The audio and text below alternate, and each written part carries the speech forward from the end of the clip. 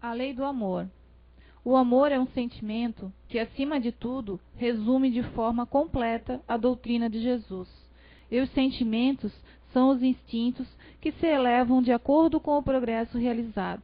Na sua origem, o homem possui instintos mais avançados e corrompidos. Possui sensações, mais instruídos e purificados, possui sentimentos. No ponto mais delicado e evoluído dos seus sentimentos, surge o amor. Não o amor no sentimento vulgar da palavra, mas sim o sol interior que condena e reúne em seu foco ardente todos os anseios e todas as sublimes revelações. A lei de amor substitui o individualismo pela integração das criaturas e acaba com a miséria social. Feliz daquele que, no decorrer de sua vida, ama amplamente seus irmãos em sofrimento. Feliz daquele que ama, pois não conhece nem a angústia da alma, nem a dor do corpo. Seus pés são leves e vive como se estivesse transportado fora de si mesmo. Quando Jesus pronunciou a divina palavra amor, os povos se emocionaram, e os mártires, cheios de esperanças, desceram ao circo. O Espiritismo, por sua vez, vem pronunciar uma segunda palavra, do alfabeto divino. Ficai atentos, pois essa palavra ergue a laje das sepulturas vazias. É a reencarnação, que, triunfando sobre a morte, revela ao homem deslumbrado seu patrimônio intelectual. Ela já não o conduz mais ao suplício, mas sim à conquista de seu ser, elevado e transformado. O sangue resgatou o espírito, e o espírito deve agora resgatar o homem da matéria. Alô, alô. Tudo bem? Boa noite. Dores, valores, tabus e preconceitos. Quando eu recebi esse tema, né, eu li ele com muita tranquilidade e eu cheguei à conclusão que eu estava ferrado. Né? Beleza, tema fácil. Mas tudo bem, brincadeira. Se a gente for analisar, essas quatro expressões, elas estão intrinsecamente ligadas. Né? Dores, valores, tabus e preconceitos. Né? Ao nosso modo de ver, de interpretar a vida e tudo que se passa. Vamos começar como? Deixa eu ver. Há muito tempo atrás, havia um reinado onde um príncipe Siddhartha, ele ficou tocado pelo sofrimento do povo e das pessoas, guerra, corrupção, doenças, tudo que afligia. E percebendo que ele não tinha como, né, resolver o problema de todos, como solucionar isso, ele abandonou o reinado e partiu em busca do conhecimento, né, do autoconhecimento, de interpretar, de estudar e entender o que realmente era o sofrimento. Foi chamado de Buda com o tempo, essa pessoa, né, recebeu a denominação de Buda. Depois de muito autoconhecimento, muito estudo, né, quando ele chegou a sua autoiluminação, como dizem, ele chegou a uma conclusão básica, que ele expressou que a principal causa do sofrimento, ele denominou por ignorância. O nosso ignorar ou não entender, né, o sofrimento, o que são as aflições. E dentro disso surgiram as 4 verdades básicas do budismo. Mas por que a gente está falando disso dentro do espiritismo? Né? Buda, né? O que tem a ver? Aí a gente vai acabar depois aqui preconceito, mas tudo bem, vamos voltar. O que entendemos com esse conceito que Buda deixou? Que nós vivemos um ambiente em que a realidade que eu estou vivendo pode não ser a mesma realidade que você vive. A percepção que eu tenho da vida e das coisas à minha volta não é a mesma percepção que você tem.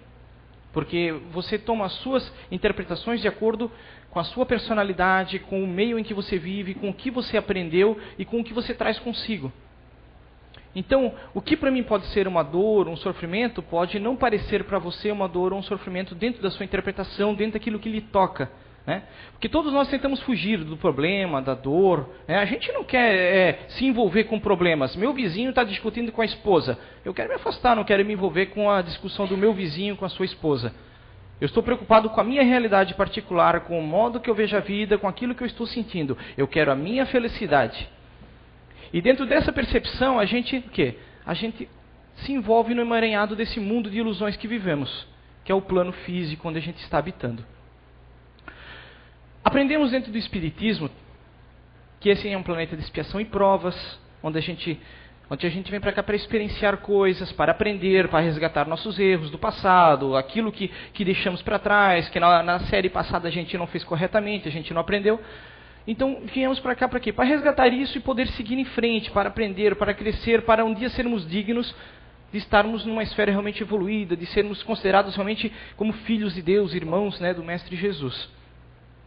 Estamos aqui para evoluir, para aprender, para experienciar, para seguir em frente.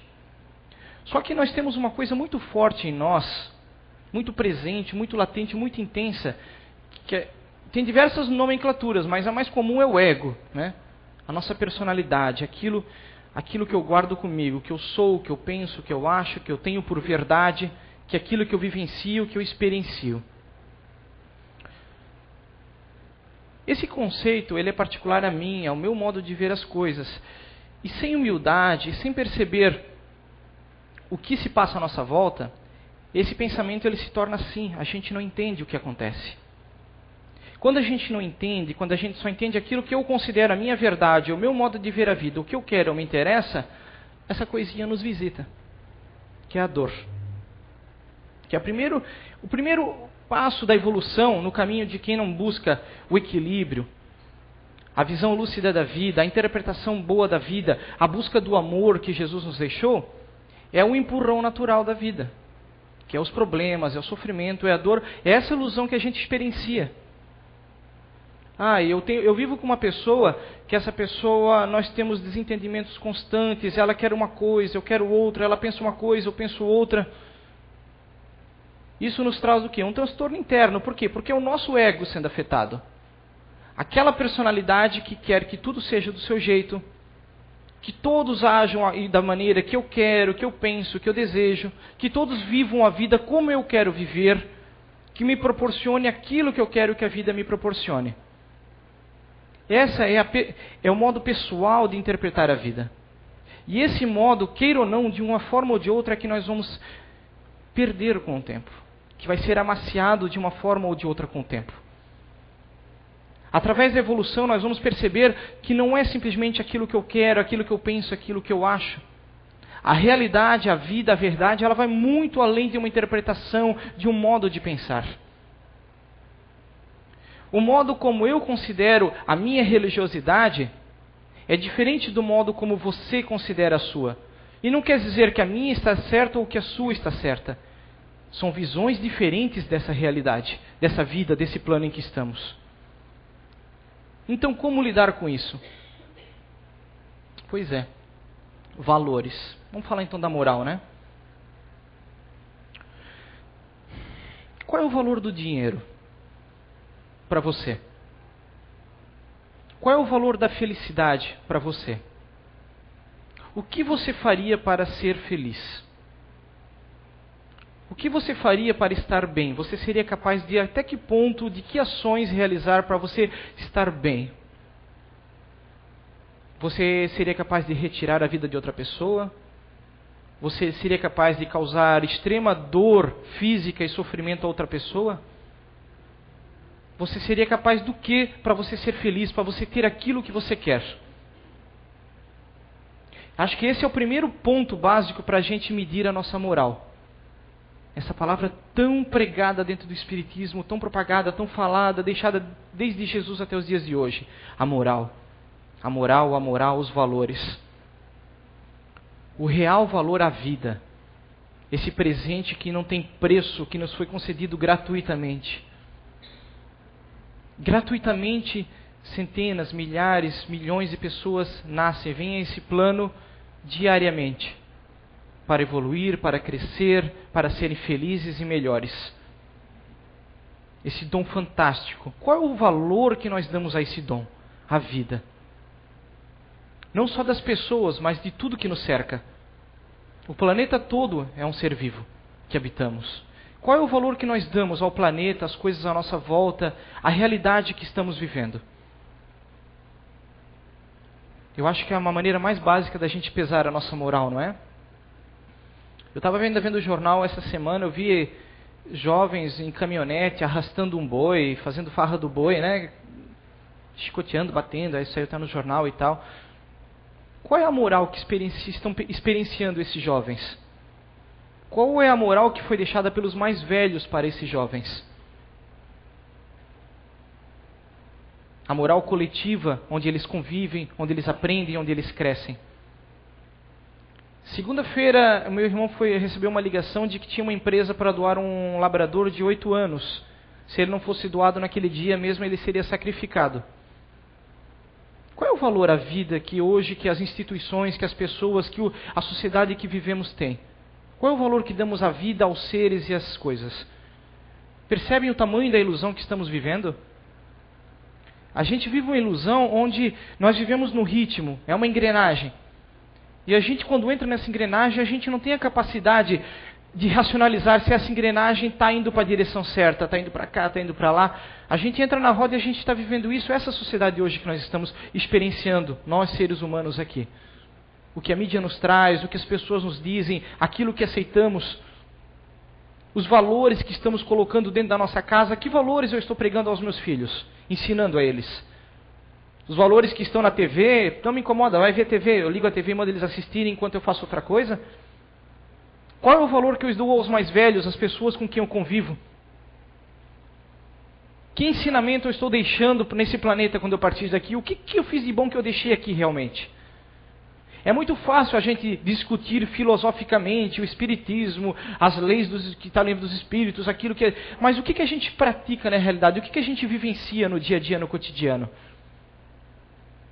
Qual o meu potencial realmente no bem e na moral? Não falo por mim, Fábio, eu falo pelo coletivo, nós aqui. Qual é o nosso potencial hoje? Qual a minha capacidade de perseverar no bem? Quando uma pessoa vem e me joga palavras ruins, fala mal de mim, ou da minha religião, da minha família, das pessoas com quem eu convivo, eu paro e analiso a realidade que aquela pessoa está vivendo, que ela não está vivendo a mesma realidade que eu estou vivendo, que talvez eu deva influenciar positivamente a realidade daquela pessoa, e não eu entrar na realidade dela. Eu tenho essa capacidade, essa força interna para isso? Nesse momento eu começo a xingar você, seus pais, sua mãe, sua família, seu trabalho, você como pessoa, sua aparência física. Você tem a potencialidade e a capacidade de ser maior que isso? Você é capaz de resistir? Ou você vai entrar na vibração que eu estou lhe provocando, que eu estou fazendo com que você vibre? Aqui pesa isso. Valores, moral, minha capacidade, minha crença no bem, na verdade, nesse Deus que eu digo que eu acredito. Eu acredito em Deus realmente. Todos nós temos momentos de vacilos, de fé, né, de oscilações. Por quê? Porque o nosso lado emocional ele oscila. Não é só o lado lógico, não é só o lado ativo. O lado emocional ele oscila muito. E as oscilações do lado emocional vão nos trazer questionamentos, dúvidas. Isso é constante na vida de nós seres humanos, do nosso padrão, do nosso nível aqui encarnados. As oscilações são comuns a todos. Hoje eu creio firmemente na reencarnação, eu creio firmemente no catolicismo, no evangelho, na Bíblia. Amanhã eu não tenho certeza se eu acredito nisso. Por quê? Porque eu me afastei daquela vibração que me mantinha naquilo. E meu lado emocional oscilou, a minha fé oscila. A minha razão me questiona, eu quero mais provas, eu quero mais isso, eu quero mais aquilo. Mas não pode oscilar, é a nossa perseverança na moral, no bem, na razão. Por que Jesus não veio com coisas mais complexas? Por que ele veio falar do amor, da moral, do viver bem, do respeito a Deus, dos valores da família? Por que foi o principal? Ele martelava nessa questão. Porque é o que nos é palpável, é o que está presente no nosso dia a dia, é aquilo que experienciamos há 2000 anos atrás ou daqui 2000 anos à frente. O respeito ao próximo, a necessidade de entender os meus limites, até onde eu posso ir, até onde eu não posso ir. Quais são os meus direitos e os meus deveres nesse plano? Por que se essas pessoas sofrem e outras pessoas não sofrem? O que eu tenho a ver com isso? Seu filho estava jogando bola, ele se machucou. Ele é hemofílico. Você tem pouco poder aquisitivo, você está desempregado ou desempregada e você não pode, no momento, custear grandes tratamentos ou tratamento necessário a ele. Ele é mandado a um centro de tratamento hemofílico. Lá ele é internado, porém ele está longe de você, você não pode ficar lá com ele porque é algo público. E ele se transtorna, ele fica nervoso, ele tem dificuldades de coagulação, começa a ter sangramentos por várias partes do corpo. Para complicar, o seu filho tem AIDS. Ele fica nervoso, ele não tem como ser explicado dos problemas que ele está enfrentando. Ele quer voltar para casa, ele quer estar com os pais, ele quer estar com o irmão, ele quer brincar, ele quer viver, ele quer voltar para uma vida normal. E ele não entende o que aquilo está acontecendo com ele. Também não pode ser explicado, porque ele só tem 11 anos. Como é que ele vai entender que ele tem hemofilia e ainda por cima se explicar do que é AIDS, o que é isso que ele tem? Se ponha numa situação assim. Agora, um menino negro lá na África tem hemofilia, se machucou e tem AIDS e está internado. Os sentimentos são diferentes. Por quê? Porque não nos toca diretamente. Não é o seu filho, não é a sua percepção daquilo que está próximo a você. Novamente voltamos ao sofrimento. Aquilo que não nos atinge diretamente, a nossa percepção de sofrimento é diferente. Então a nossa percepção da realidade e nossas ações são direcionadas de outra maneira. Eu não estou nem aí para aquele menino lá na África que tem hemofilia, que está problemático, que está internado. Mas se fosse o meu filho, meu Deus. Percebem? A nossa visão da realidade, voltamos a Buda, que nos colocou da realidade, do que vivemos, do que experienciamos, do que nos toca, ela é diferente entre uns e os outros. Então daí retomamos os valores. Eu devo ter respeito ao próximo. Eu devo respeitar a dor e o sofrimento do próximo. Eu devo querer o bem do próximo, independente da condição, se ele é meu amigo ou meu inimigo. Por quê? Porque são valores universais que importam nesse momento. O meu crescimento espiritual, se eu não quero reencarnar mais nesse planeta, se eu não quero voltar para uma dispensação de provas, ou se eu quero ir para um céu de alguma religião prega, ou se eu quero esperar que Jesus me busque, estão ligados diretamente a isso, aos valores morais, ao bem que você pratica e à sua visão da vida. O real valor da vida e das coisas. Tudo é valoroso, tudo é bonito, tudo é importante. Eu devo saber respeitar isso. Não apenas aquilo que me toca e interessa ao meu ego, ao meu personalismo, aquilo que eu desejo, que eu quero, que eu acho, aos meus achismos. Aos meus achismos chegamos aqui, em tabus e preconceitos. Onde o que importa é a minha razão, a minha verdade. Esses dias eu fui numa missa católica. É comum eu visitar porque a minha família, grande parte da minha esposa é católica, praticante, e é comum, e não tenho nada contra, realmente eu visito. E é interessante quando você para avaliar que muitas pessoas ali estão numa fé fervorosa, muito mais intensa às vezes do que dentro de um centro espírita. Aquelas pessoas estão buscando um contato com Deus, não digo coletivo, mas vamos falar singularmente, muitas pessoas ali, muitas estão por obrigação ou por esperar ir para um céu, mas muitas estão buscando um contato e um fervor e possuem uma fé, uma capacidade de trabalhar o bem maior do que nós aqui, que às vezes vemos palestrar tipo eu. Então como julgar, como ter preconceito com religiões e com pessoas? De novo é o meu achismo, é o meu ego, é o que eu digo, é o que eu acho, é o que eu penso. Chico Xavier estava certo, Madre Teresa de Calcutá estava certo, Buda estava certo, Lao Tse estava certo. E eles, independente de religião, é o bem que nós praticamos. É nos desvencilharmos do preconceito, do achismo, do que eu digo, o que eu acho, o que eu penso, ou me disseram, meu pai, minha avó, meu tio, alguém me disse, um vizinho, e aquilo eu cresci com aquilo e é a verdade. Não existem verdades absolutas no nosso plano ainda. Esse plano que vivemos, nós temos verdades parciais. Nós aprendemos leis parciais da natureza e da vida e da evolução. O conhecimento que nós temos, ele é fracionado. Muito pouco sabemos da verdade absoluta. Então, se a gente fica julgando, tendo preconceitos, ou querendo dizer que a minha religião é a certa, aquilo é certo, aquilo está errado, aquilo é errado, o que está errado é a moral das pessoas pode estar errada. A ação daquela pessoa naquele momento. Mas a moral no bem, o respeito e o sentimento de praticar o respeito à vida, isso estará certo em qualquer circunstância. O amor ao próximo, o desejo do bem ao próximo. Jesus não deixou religião. Ele deixou religiosidade. A conexão com Deus, a busca desse ser tão grandioso, tão fantástico que é Deus. Que não tem como nem a gente mensurar, querer entender o que Ele é, né? O que Ele é, não quem. Se eu busco uma vida que eu não quero sofrimento, que eu não quero dor, que eu não quero problemas, Eu tenho que buscar uma vida equilibrada. Com a concepção de que os problemas, as dores virão mais cedo ou mais tarde. Faz parte do processo da evolução. Nós perderemos pessoas que amamos ilusoriamente. Mas nós ganharemos também pessoas maravilhosas que virão conviver conosco. É a troca, é o processo. É o dar e receber, é o deixar partir, dar liberdade, aceitar quando as coisas não podem ser do nosso jeito. Não tem como a gente querer justificar coisas. Por que a minha mãe tem tal doença? Por que o médico veio dizer que não há como curar ela, não há tratamento? É simplesmente seguir em frente e esperar o dia da partida dela. Deus é injusto? Por que julgar Deus? Por que julgar a vida? Por que julgar... É parte do processo. Eu tenho que respeitar o processo, saber o meu papel nele. Saber agir livremente nesse mundo. Não estar preso, não estar amarrado às coisas. Eu dependo de tal pessoa para ser feliz, eu dependo de tal coisa para ser feliz. Se aquilo for tirado de mim, o mundo acaba. A gente deve aprender que tudo nos é emprestado. Nada nos é de propriedade nesse plano, nesse mundo. Nada. Tudo nos é emprestado. É duro perder, é duro deixar partir, é duro ter que abrir mão. Mas faz parte da evolução nossa. E no final das contas é bonito. Quando a gente consegue interpretar a vida com os olhos, a lucidez que Jesus deixou, é bonito.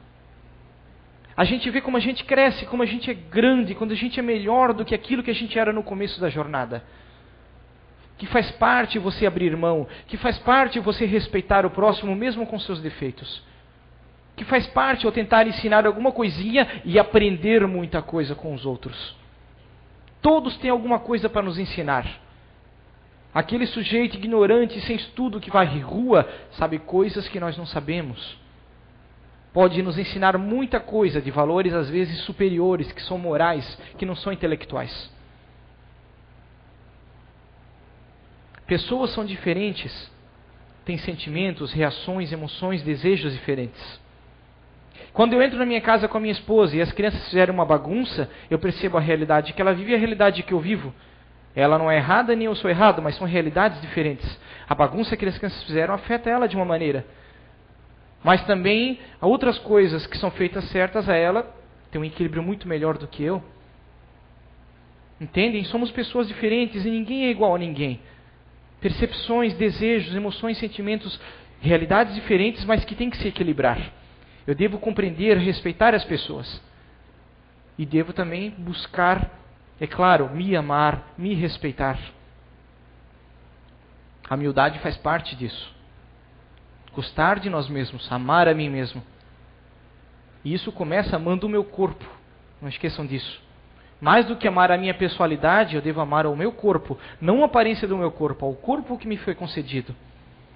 Os vícios que eu aplico a esse meu corpo durante a vida reduzem meu tempo, reduzem a minha visão da realidade, a minha percepção da verdade, geram ilusões. Nenhum vício tende a diminuir, os vícios naturalmente tendem a crescer. Todo vício ele tem uma tendência natural a aumentar de tamanho.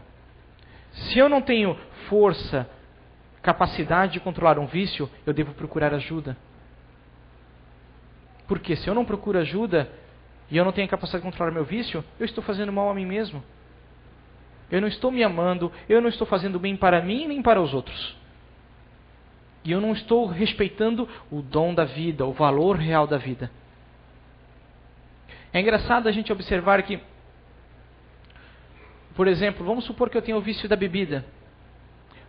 No começo, 20, 30 anos, o meu corpo ele é forte.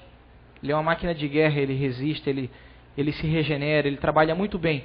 Com o passar dos anos, o meu corpo ele tende o quê? A reduzir esse potencial, a sua capacidade de regeneração, a sua força.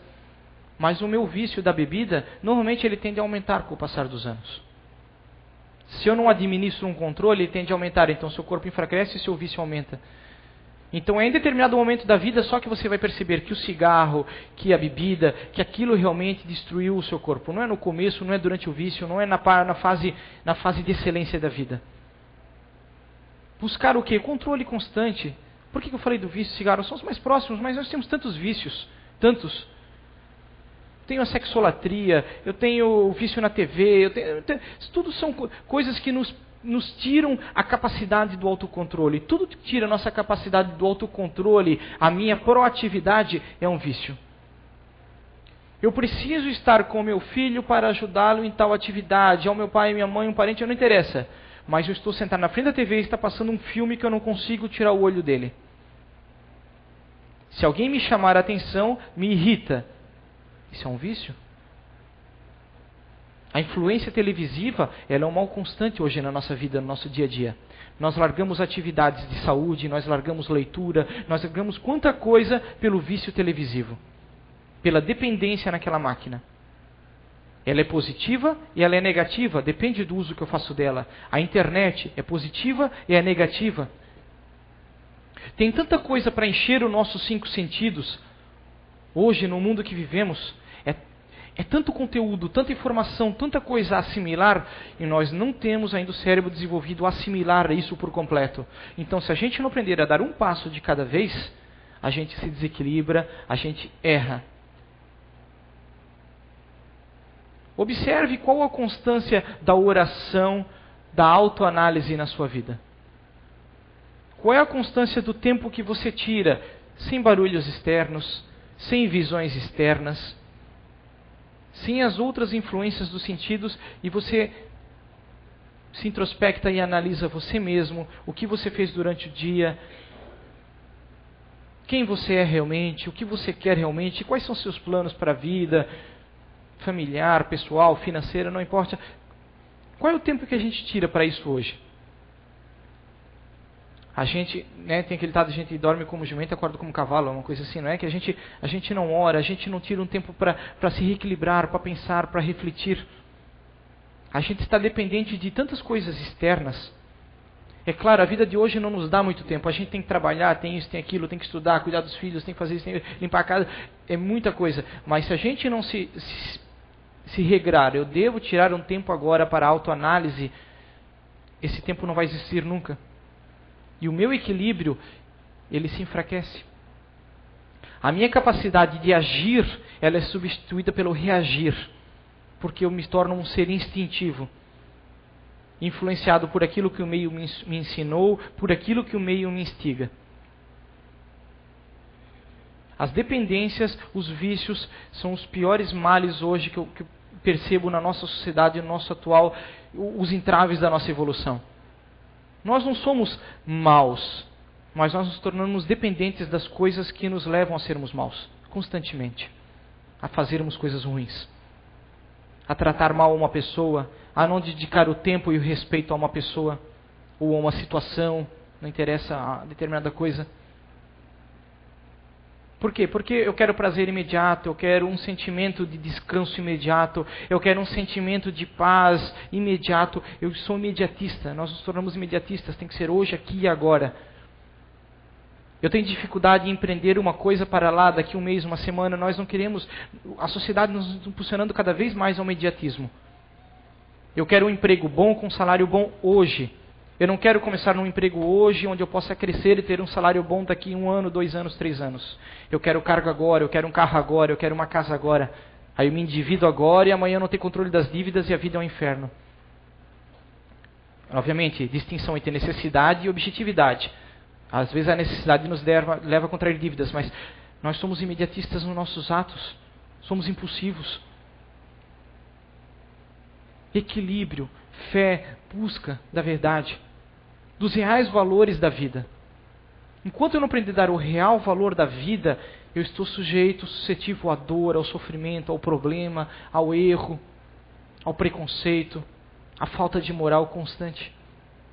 E não é um esforço que atinge num dia, numa hora, numa semana, num mês, isso é constante.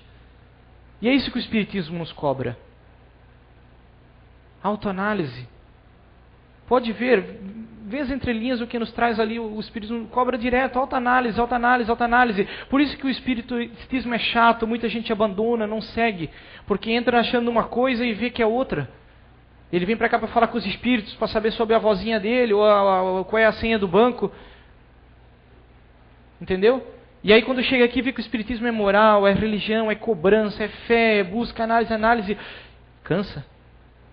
Nosso emocional oscila. E quando ele oscila, deixa para lá, isso não me interessa mais. Mas a gente vai perceber que ao final valeu a pena. Se a gente empreendeu, se a gente não se enganou, não adianta ficar se enganando também. Às vezes, para alguns de nós, determinada religião é melhor do que outra. Religião é melhor do que outra. Não critiquemos quem está no catolicismo, quem está no evangélico, porque cada um busca aquilo onde se encontra. Pode fazer um crescimento muito maior, um salto quântico, aquele ponto em que a fé está lhe proporcionando lá. Nos preocupemos com nós nesse quesito.